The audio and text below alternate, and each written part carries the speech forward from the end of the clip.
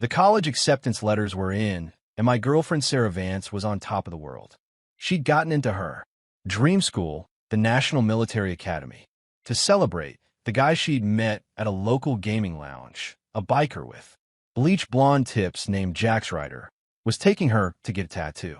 The day before at a Greasy Spoon diner, I'd accidentally overheard Jax bragging to his friends. A good girl like that, but she tastes different. Tattoos, clubbing. I'll give her the full treatment. Guarantee she won't be able to get out of bed for 3 days. In my first life, I had desperately tried to stop her. I told Sarah that the academy had a strict no tattoo policy, but she just scoffed at me. This is a party Jack's plan for me. Just because you're a pathetic pretty boy doesn't mean you can ruin my happiness.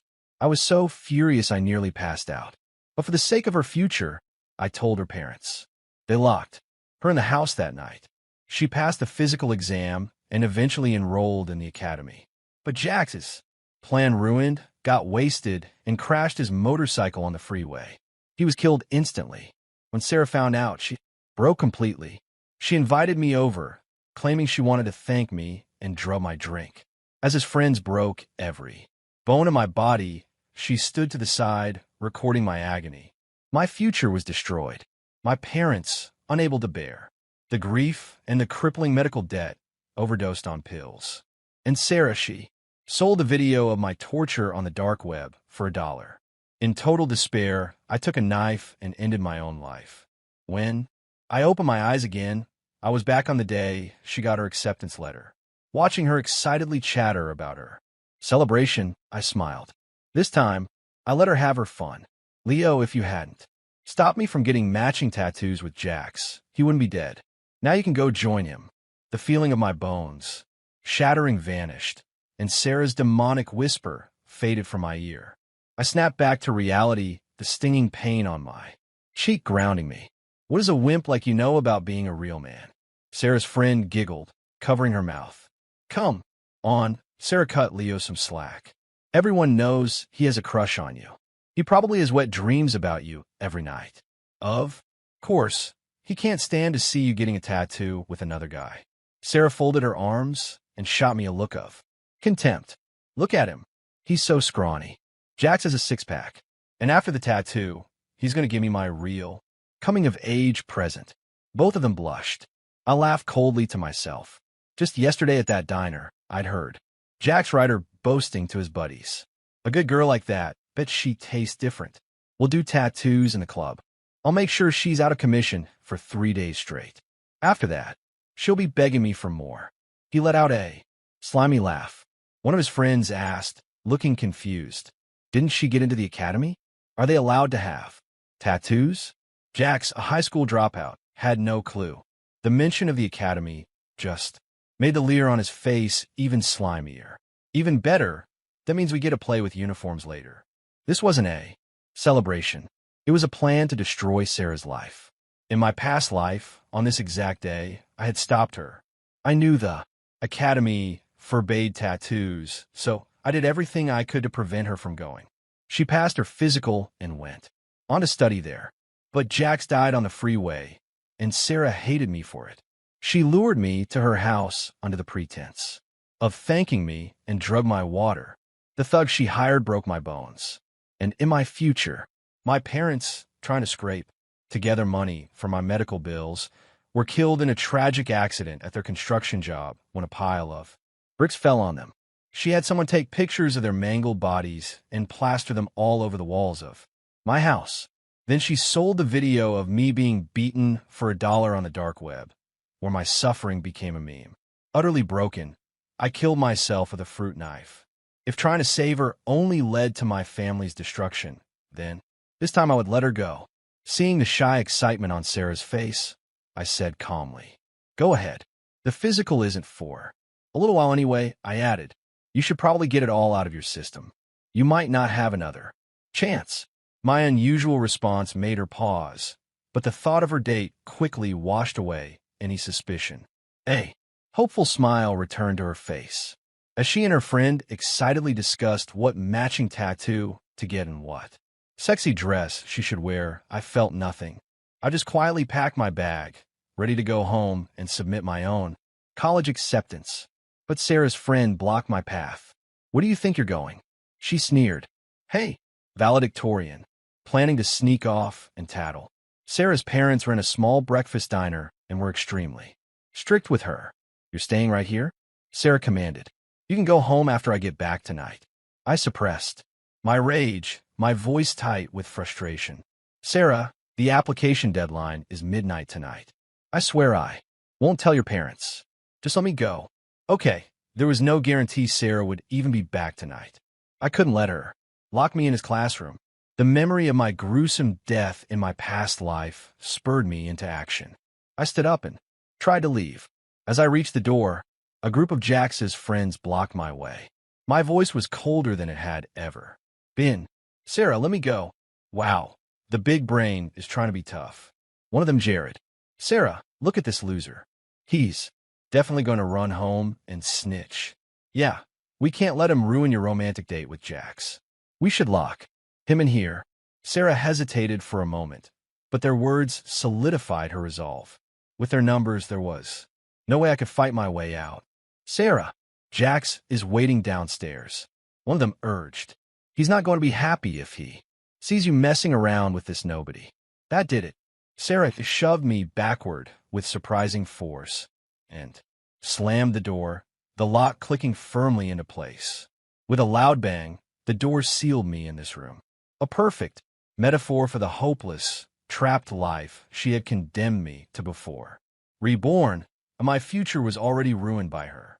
"Again, you brought this on yourself." Her voice came from the other side. "You shouldn't have tried to stop me from seeing Jax." "Hey, Sarah, look at the valedictorian. Doesn't he look like a dog in a cage? You got him wrapped around your finger." "Sarah, look. He's so scared he won't even make a sound." Hearing their raucous laughter, a wave of profound despair and helplessness washed over me. Our entire childhood friendship, more than a decade of shared memories, meant less to her than a cheap thrill.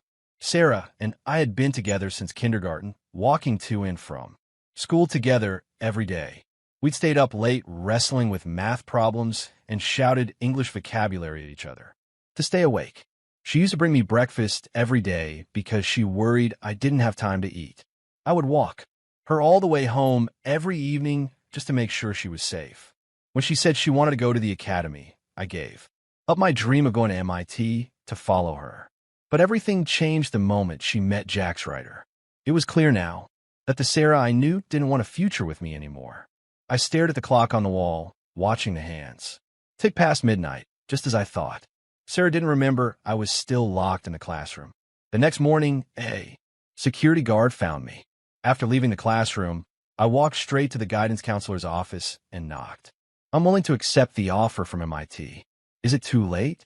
After my SAT scores came out, the school principal and an admissions officer from MIT had visited my house several times. But I had been so set on going to the academy with Sarah that I turned them down. The counselor's face lit up. Not at all. I'll call him right now." 5 minutes later, the answer came back from the MIT officer. "As long as he wants to come, he can have his pick of any major. We can even put him on a direct track for a PhD." After completing the registration, a weight lifted off my shoulders. I walked home feeling genuinely happy for the first time in ages. But I was surprised to find Sarah's parents waiting at my front door. They were honest, hardworking people. And right now, her mother's weathered face was strewn with tears. "Leo, Sarah didn't come home last night," she said. Her voice choked with panic. "We keep calling her phone, but she won't answer. Do you know where she is? Her physical is tomorrow. That girl is going to be the death of me." Hearing the commotion, my parents opened our door. They were surprised to see me. "Leo, why are you home by yourself? We thought you were with Sarah." Suddenly, all eyes were on me. The memory of my brutal murder flashed through my mind. I cut my mom off gently and looked calmly at Sarah's mother. "I wasn't with her. I don't know where she is." I said flatly, "Mr. and Mrs. Vance, maybe you should try looking somewhere else." Sarah's mother started to ask another question, but her husband cut her off, his face filled with rage. "That worthless girl. Just wait until I find her." After they left, heartbroken and furious, my mom pulled me inside. "Did you and Sarah have a fight?" she asked, concerned. "You two are usually inseparable." I just smiled at my mom and went back to my room. Of course, I knew where Sarah was, but at this hour, she probably wasn't even out of bed yet, remembering how she had destroyed my family in my past life. I found myself eagerly anticipating her downfall. The next morning, as a class president, I was at school early to organize the students for their medical exams.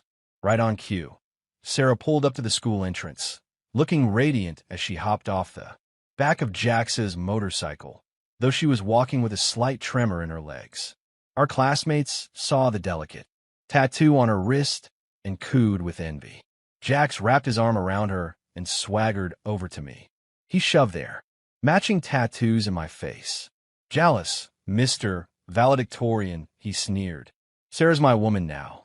Sarah snuggled into his chest, her face a picture of bashful pride. I couldn't be bothered with them. Let Sarah bask in her fantasy. Her nightmare was about to begin.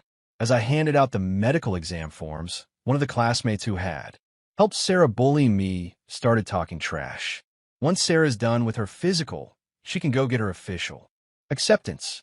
"Hey, Mr. Valedictorian, did you even manage to apply anywhere?" Another one chimed in. "Are you kidding? I bet he spent all last night crying in that classroom." My expression remained neutral. "What makes you so sure I didn't apply?" Sarah, leaning against Jax, looked at me as if I were a joke. "Leo, I locked you in classroom. How could you have possibly applied? You'll be lucky to get into community college now." A wave of laughter erupted from the group. I didn't care. MIT's official acceptance packet had been overnight to my house. It was pretty clear who was going to be without a school. Seeing my smile, Sarah frowned. "Leo, if you get on your knees and apologize to me right now, I might still help you. When I'm at the academy, I could probably get you a job as a gate guard or something." "Don't be silly, Sarah," her friend sneered. "What if the valedictorian likes washing dishes? Maybe you can go work at your parents' diner." Their taunts echoed in my ears. I took a deep breath, closed my eyes, and counted down in my head. 3, 2, 1. In the next second, Sarah's mother came jogging over. Sarah's face lit up. "Mom, did you bring my acceptance letter?" But her mother's face was dark. She walked straight up to Sarah and without a word slapped her across the face. "Everyone else got their acceptance letters. You're the only one who didn't," she screamed. "Already talked to your counselor. You didn't get in." The color drained from Sarah's face. Her voice trembled. "How is that possible? My score was over 600, more than 20 points higher than the minimum for that program." "Mom, you're lying to me." Seeing her daughter's denial, Sarah's mother nearly fainted from rage. She grabbed Sarah's arm and held it up, her voice shaking with fury. "Who told you to get a tattoo?" Sarah glanced nervously at Jax in the distance. Before she could speak, her mother's heartbroken tirade began. "Don't you know you can't have tattoos to get into the academy? You didn't even pass the physical. How could you possibly get an acceptance letter?" As the words sank in, Sarah's eyes widened in horror. "No. Who told you to go get a tattoo?" Sarah's parents had sold their house to send her to this prestigious high school. They had pinned all their hopes on her, which was why they were so strict. This time, there would be no escaping their wrath. I watched coldly as sweat beat on her forehead. Just as I was about to leave, I heard a desperate shout from behind me. It was Leo. "I was with him all day yesterday." Sarah screamed. "He didn't just take me to get the tattoo. He took advantage of me. He forced me." "Mom, it was Leo. He ruined my life." I froze, a ringing in my ears. Before I could process the accusation, Sarah's mother charged at me. A vicious slap landed on my face. Before I could react, a fiery pain exploded across my left cheek, and the metallic taste of blood filled my mouth. "You shameless little bastard. How dare you violate my daughter?" she shrieked. "Our whole family spent tens of thousands of dollars so Sarah could have a better life. You worthless piece of trash. You destroyed everything." When Sarah's father heard that I had assaulted his daughter, he flew into a rage and kicked me hard. The force sent me stumbling backward, and I fell to the ground. "You animal. Sarah has been your friend since you were kids. How could you do something so disgusting to her? He roared. I'll kill you today. If our life is over, so is yours. The surrounding students didn't step in to help. In fact, a few of Sarah's close friends started adding fuel to the fire. Mr. and Mrs. Vance, I saw it yesterday. Sarah didn't want to go with him, but he dragged her away. That's right. I saw him get rough with her. Leo has always been obsessed with Sarah. She kept turning him down to focus on her studies, so he must have snapped and forced himself on her. Hearing this, Sarah's parents became even more furious, their blows raining down on me harder.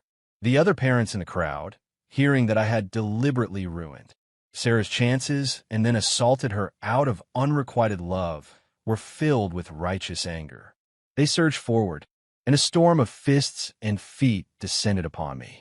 I tried to explain, but my weak voice was drowned out by the chorus of curses.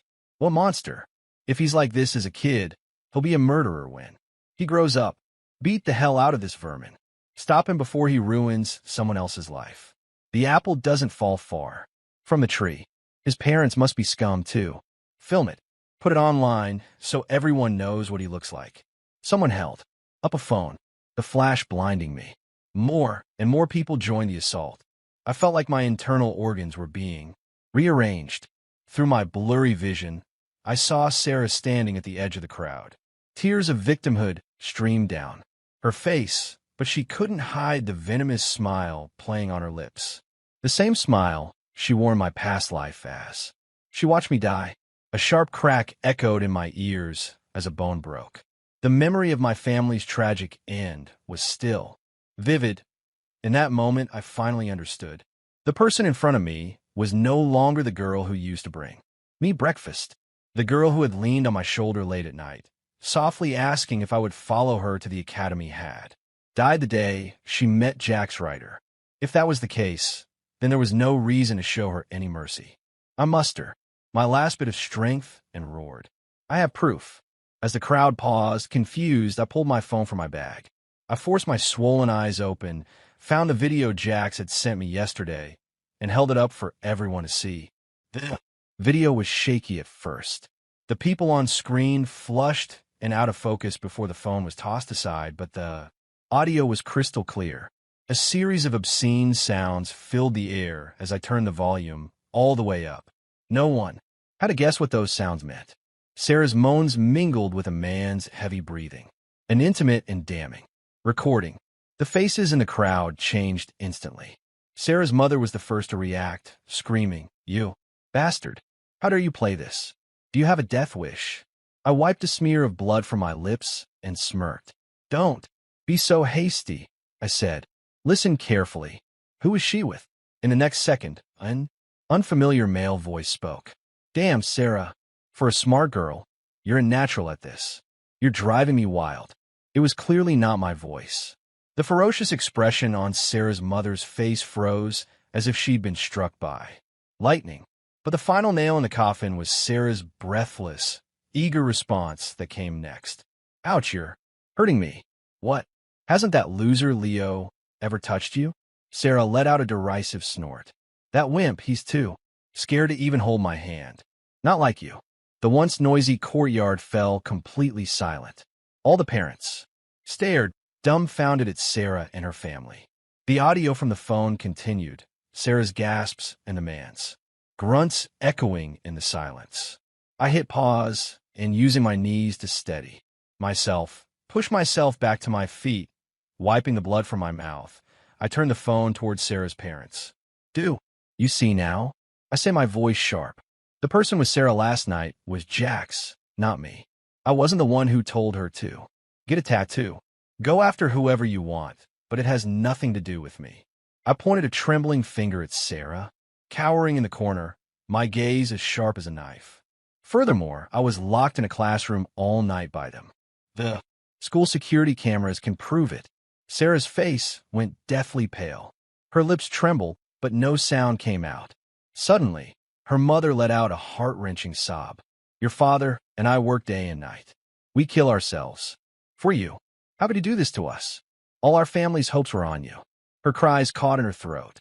She pointed a shaking hand at Sarah, her eyes reflecting her daughter's ashen face. The other parents, now understanding the truth, looked on with shame. So that's what happened. That girl didn't look like the decent type anyway. No wonder. She was with some guy right after exams. Oh my God, look at her mother. Her hair's turned gray overnight. What a tragedy. The girls who had been adding to the lies had already retreated to the back of the crowd, terrified of being implicated. No, that's not it. Mom, the video is a fake. Sarah lunged at me. Her nails aimed for my eyes.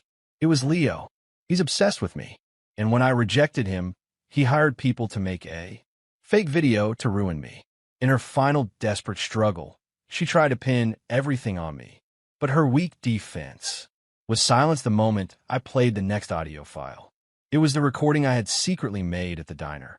Yesterday, Jax's voice was loud and clear, slurring slightly as he bragged to his biker friends. That chick looks so pure, but she's wild underneath. Once she's got the tattoo, I'll take her to a club, get her wasted. 3 days tops, and she'll be calling me daddy. The academy, huh? The uniform just makes it hotter, right? The sleazy laughter on the recording, mixed with the clinking of beer bottles, was as clear as a slap across everyone's face. Sarah's father staggered back a step, then collapsed to the ground as if all the strength had been sucked out of him. Her mother gripped Sarah's shoulders, her eyes wide with fury as she demanded, "Who was the man you were with? Who was he? That bastard ruined your life." Sarah bit her lip so hard it looked like it might bleed. A bitter laugh almost escaped me. She was willing to endure her parents' wrath just to protect some worthless thug. Our decade-long friendship meant less than a few days she'd known Jax. "Answer me." Her mother's grip tightened on her wrist. "Your father and I are up at 3 every morning to run that diner just to send you to a good high school. Is this how you repay us?" Her voice cracked. "Did that man? Did he?" She couldn't bring herself to say the words, the shame twisting inside her like a knife. The surrounding parents gasped. With a daughter like that, you might as well have raised a rock, someone whispered. TSK, TSK. Her dream of the academy is gone. Her reputation is ruined. Those poor parents. Mom, stop asking. Sarah finally spoke, her voice and trembling. Anyway, it's all Leo's fault. If he hadn't refused to help me hide the tattoo, this never would have. You still dare to make excuses? Her mother, shaking with rage, slapped her again.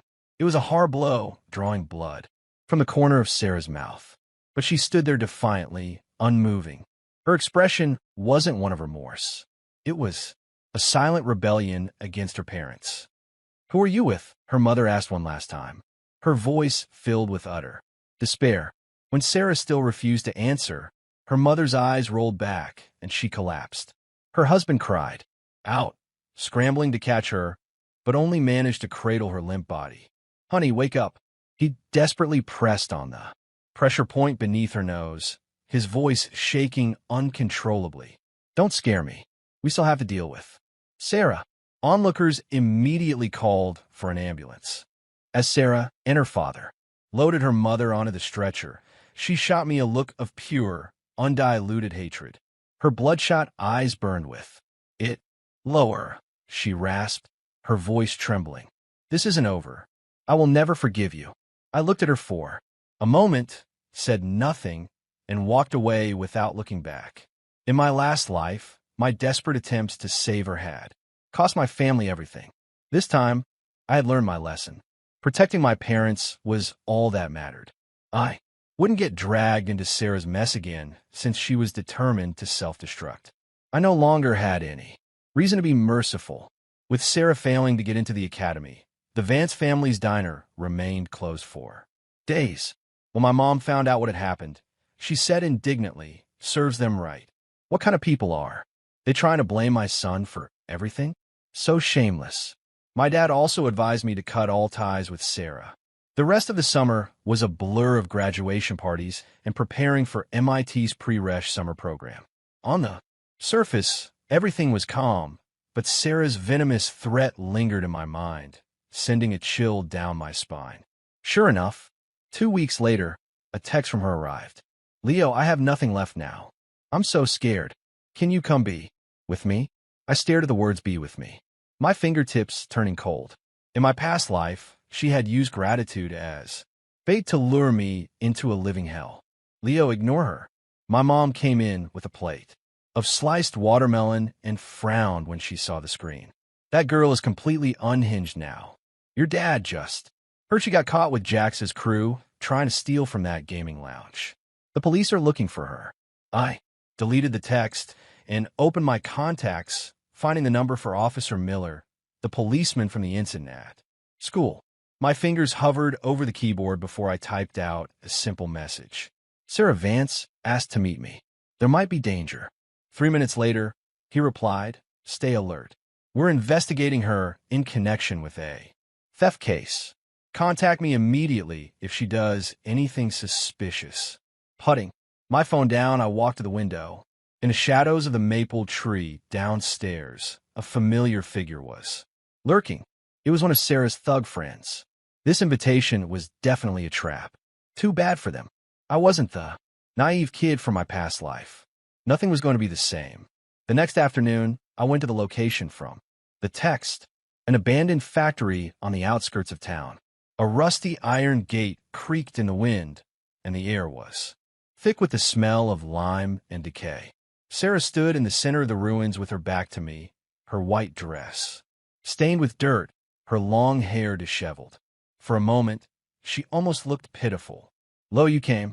She turned, her eyes red and swollen. She had deliberately hidden the matching tattoo on her wrist. I know I was wrong. The academy is gone. My parents are sick. I only have you now. She walked closer, her voice choked with emotion. That day at school, Jax forced me. He said if I didn't do what he said, he'd post our video online. You know, I've always been a coward. I was so scared. I watched her performance silently until she pulled out 2 bottles of beer. Leo, will you have a drink with me?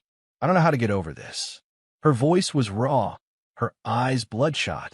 I watched her, trembling fingers, and allowed a faint, cold smile to touch my lips.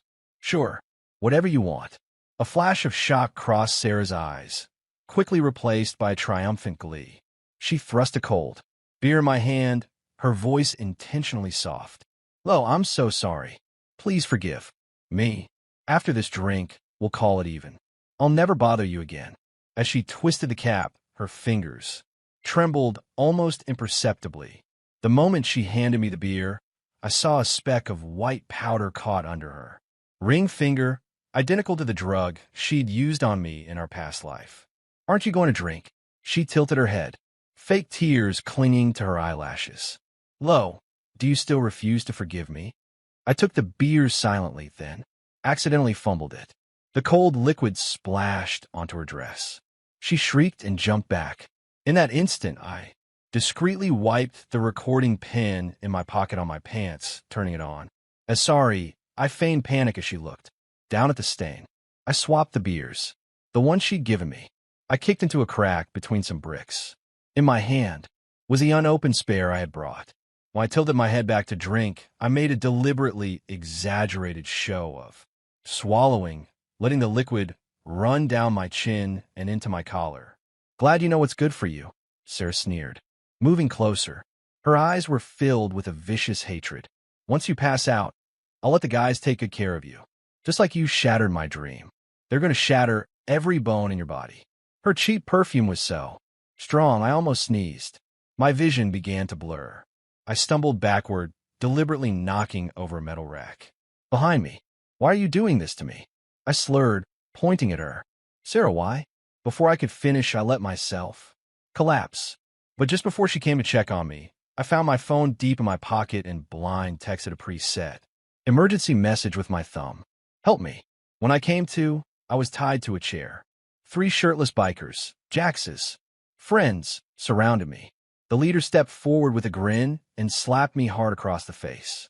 Well, look, who's awake, Mr. Valedictorian, he said. Sarah told us you like to play innocent, so she asked us to give you a little lesson. Heard you got into MIT. Congratulations. So, which do you want to lose first, a hand or a foot? I feigned terror, shrinking back in the chair, but my fingers were calmly adjusting the angle of my hidden phone's camera. I looked past them to Sarah. Sarah, how could you do this to me? Seeing my pale, terrified face, she burst out laughing. Leo, when you were ruining my life, did you ever think this day would come? You couldn't just let me miss the application deadline, could you? You had to make sure I didn't know the tattoo would get me kicked out of the academy, right? Leo, don't you think you're the evil one here?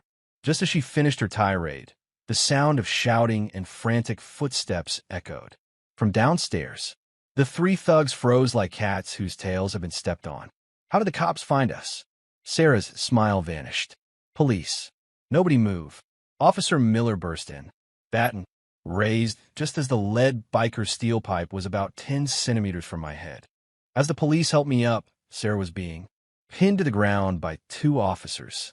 Her pretty face was twisted in a grotesque mask of rage and disbelief. Impossible, she shrieked, her bloodshot eyes locked on me. You drank it. You drank it. I leaned weakly against an officer, a barely perceptible smirk on my lips. Of course, she had no idea that. The moment she sent that first text, I had already prepared for everything. The second the rusty factory doors were pushed open, dozens of microphones were shoved in my face like gun barrels. The flashing cameras were blinding, and reporter questions crashed over me like a tidal wave. Mr. Carter, is it true that you drugged and attempted to rape Sarah Vance? We hear you've been accepted to MIT. Will institution like that really accept a student like you? How do you explain your actions in this attempted rape? Suddenly, a woman in the crowd screamed and broke through the police line, holding her phone up. It's him. I saw him yesterday, sneaking around and following Sarah. Her screen showed a security camera still from when Sarah locked me in the classroom, but it had been cropped to make it look like I was stalking her. Rapist, scum, rocks, and spit flew through the air. The police formed a protective circle around me, but I could still hear Sarah crying from the back of the crowd. He said once he got MIT, no one could touch him. He said he would destroy me. He did this just because I rejected him. She was curled up in officer's arms, putting on a masterful performance of a terrified victim. Everyone calmed down. Officer Miller shielded me as he pushed me towards squad car. Sarah suddenly broke free and threw herself in front of the reporters, tearing open her collar. Look, these are the marks from where he choked me. They were indeed faint red. Marks on her neck. Marks she had carefully applied with lipstick that morning. Officer Miller stepped between us and the press, his voice low and firm. Ladies and gentlemen, we will investigate the facts of this case and release a statement. Please do not interfere with our investigation. I understand your emotions, but mob justice is illegal.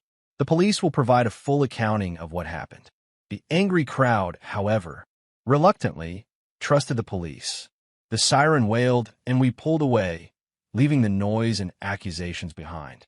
I could finally breathe. Sarah, I thought this time I would give you back everything you ever did to me. At the station, I gave Officer Miller all the evidence I had collected. The police then escorted me home. The moment I walked in the door, I knew something was wrong. My parents' faces were grim. Mom, Dad, what is it? I asked, dropping my backpack. My mom immediately pushed a plate of watermelon toward me, her smile painfully forced. Nothing.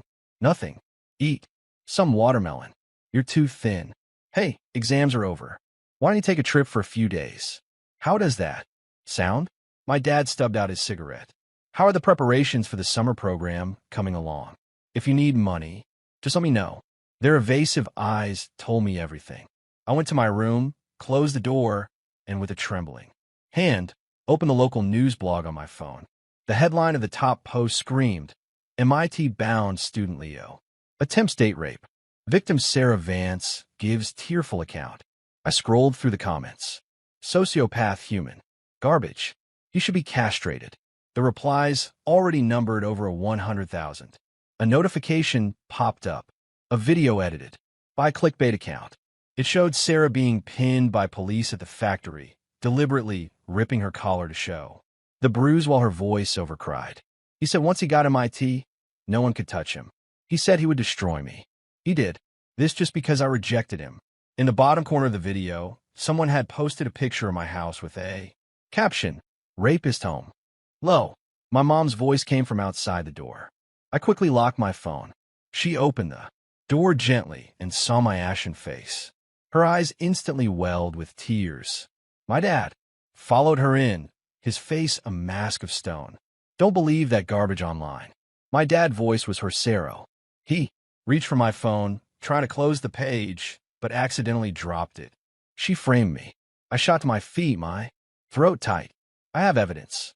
Officer Miller said he's releasing the official report tonight. Before I could finish, my mom rushed forward and hugged me tightly. Her tears fell on my neck and my heart ached. "I know, sweetie. I believe you. Ever since you were a little boy sharing your lunch with Sarah, I knew you could never do anything bad." My dad's large hand patted my back, tried to give me strength, but his own voice trembled. "Those keyboard warriors don't know a damn thing. You're my son. I'll watch you grow up." He held up his own phone. The admissions office at MIT just called. They said they'll wait for the police report and told you not to worry. On the screen was a text from the admissions officer. "See, the school believes in you, too." Seeing them try so hard to comfort me, my own eyes burned. My parents, who had died so tragically in my past life, were here, standing in front of me. Whatever happened, having them by my side was enough. At 2 o'clock in the morning, the city police department published a 5,000-word report on its official website with a clear and undeniable chain of evidence attached. There was security footage of Sarah buying the Klonopin at a pharmacy. The audio from my recording pin with her planning to break his hands and feet, and the criminal records of Jax's entire crew. The internet exploded. The comments calling for my head were buried under a tidal wave of the story flipped. "And Sarah Vance is pure evil."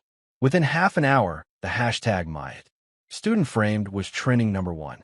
As I stare at my phone, I got a call from Officer Miller Leo. When Sarah heard the evidence was made public at the detention center, she locked herself in a bathroom and started smashing her head against the wall, screaming that you had to die. He paused, his voice heavy. We also got a call from the psychiatric hospital where her parents were admitted. The two of them set fire to their room this morning. They didn't make it. The line went dead. I leaned against the wall, listening to my mother's muffled sobs from the living room. My dad came over and put a hand on my shoulder, his palm warm. "Don't dwell on it." The MIT admissions office called again. "Your acceptance is secure." They wanted to focus on getting ready for school. A month later, a court found Sarah Vance guilty on multiple charges, including kidnapping and defamation, and sentenced her to prison. The school district officially expelled her. She asked to see me one last time. After a moment's hesitation, I agreed. The metal legs of the chair scraped loudly against the concrete floor of the prison visiting room. When the guards brought Sarah in, the once vibrant girl was gone, replaced by someone with a short, choppy haircut and empty eyes. She sat down behind the bulletproof glass, and the moment she saw me, she burst into tears. "Leo, you finally came." She pressed her face against the glass, spittle hitting the surface. "You knew what kind of person Jax was. Why didn't you stop me?" she shrieked. "That day at the diner, you heard his plan. Why didn't you do something? You knew he was taking me to get a tattoo and go to a club. Why didn't you tell my parents? Why did you want to destroy me?" "Stop." "You?" I looked at the twisted face behind the glass, remembering how she had called me a wimp. "If I had stopped you, what would have happened then?" "Sarah, have you forgotten you locked me in a classroom?" Her pupils contracted as if pricked by a needle. "You deserve that. You were buzzing around me like a fly. In my last life, I gave my life to stop her, and in return, she sold the video of my torture for $1. This life, I let her go, and now she asked why I didn't stop her. It was laughable. You just wanted to see me fail." She grabbed her metal water cup and hurled it against the glass. The clang echoed through the room. "You knew the academy had a no tattoo policy, but you deliberately told me the physical wasn't for a while. You wanted to watch me fall into this trap." "Sarah," I said, pressing down on my trembling hands, thinking of the letter her parents had sent me before they died. When you were 17, buying cigarettes for Jax Ryder at that gaming lounge, you should have known what kind of person he was. When you stole money from your parents' diner to get a tattoo, you should have known you wouldn't pass the physical. I pointed to the number on her prison uniform. This was the path you chose. Every single step, you knew you were walking toward Cliff. I stood up, looking at her distorted face. I remembered the half eraser she shared with me in kindergarten, and I remembered the hateful smile on her face as she filmed me in my past life. Finally, I just said, "Sarah, everyone has to pay for their own choices." I turned and walked away, leaving her screaming behind me. On the first day of classes, I ran into a senior from my department in the library. She pointed to a scar on my wrist. "Get that during military training." "No, I just fell a while back," I said with a smile, rolling my sleeve down. Sunlight streamed through the floor to ceiling windows, illuminating the title of the book on my desk, Principles of Computer Science. At the next table, a group of guys was excitedly discussing an AI project, their voices full of hope for the future. During my lunch break, I got a call from my old high school guidance counselor. He said Sarah was on a hunger strike in prison and was demanding to see me. I leaned against the stone railing by the lake, looking at my reflection in the water. "I don't know anyone named Sarah Vance," I said, quietly into the phone. I hung up. My new class president rode by on his bike. "Leo, the deadline to sign up for the freshman debate team is today. You in?" "Yeah." I called back, running toward the bike racks. This life, I could finally move forward into my own future. A future filled with sunlight. And Sarah Vance locked behind bars along with a coming-of-age party that had destroyed 2 of my lives would be buried in the past, becoming nothing more than a half-forgotten nightmare.